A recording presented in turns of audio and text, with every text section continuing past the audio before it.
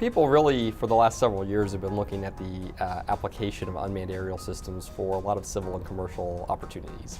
But what a lot of people haven't looked at is the application and benefit of UAS at an airport. And so why do we care about that? Well, you have a lot of utility there. There's a lot of pavement that you need to inspect. So you've got runways and taxiways and aprons and ramps. We have about 1,800 acres out here in the Springfield-Beckley Municipal Airport. About 2/3 of that is inside the fence. Each day we're required to do an airfield inspection. So that is everything from pavement inspection to markers and lights and navigational aids.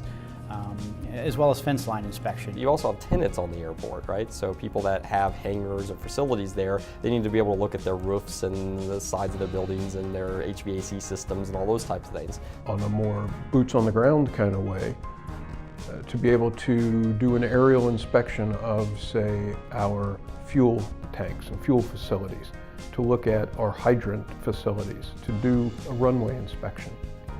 We think that UAS technology is beneficial both to existing tenants as well as fantastic opportunity for prospective tenants. But also we have a facility owned by SpectraJet. It's a Learjet maintenance facility contemplating an expansion here. It's going to be a 24,000 square foot expansion of the hangar facility itself, but also the apron. And so recently they were utilizing a UAS to do some pre-survey and inspection of that area. So a local example of how it's being utilized here by one of our tenants.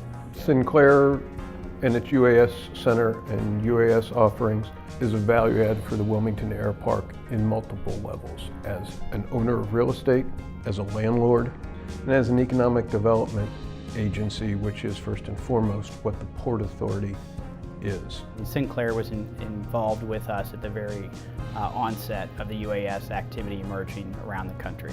So as we're looking at the integration and really the commercial application of UAS at airports specifically, what we're really trying to consider is how can they benefit the airport from time and effort? How can they reduce costs? How can they add capabilities? Airports exist because they benefit the community, they add to the economy of the local region, and so if you add UAS to it and that's another enabling force, then that's just one more reason to have your airport.